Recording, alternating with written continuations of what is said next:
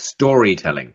So I think Storytelling. I watch so many keynote speakers and they get confused about who they are. So they have content, everyone's got content and everyone's got something to say. But really, the best performers I have seen are the performers who can tell a story. And an audience won't remember graphs or data, they won't remember facts, but they will remember a story because a story makes you feel something. And Mm. so your job as a performer on the stage to connect with their emotions. And so the only way you can do that is tell stories. And so, when we opened this conversation, I told that story about the lumberjacks. We've had a Mm. 1 hour conversation, but somebody listening to this might just remember that sharpen the axe story.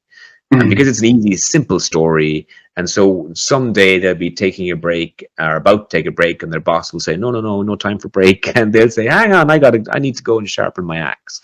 And so stories are very powerful because they stay in our minds, so as a speaker, you need to find whatever message you have to say. You need to find the stories that are emotive, entertaining, engaging, to be able to package your content into. So really, you should be getting onto the stage and telling 5 stories or 10 Mm. stories, and each story has a point and a message, but they should be stories, and that's how people remember. And the second thing I suppose I will say as speakers is that maybe stop calling yourself a speaker, because when Oh. you stand onto the stage, you're a performer. Whether you like it or not, you've taken onto a stage. You've stepped onto a stage, and there's lights, and there's microphones, and there's an audience. You are a performer. You may not be Taylor Swift, but you are a performer, and so you need to understand that puts a duty on you to entertain, to perform, to engage, to inspire.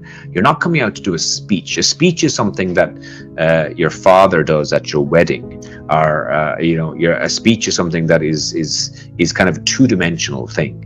It's just like a press release statement. A performance is something that if you decide I'm a performer, then you suddenly realize, ooh, I have to up my game.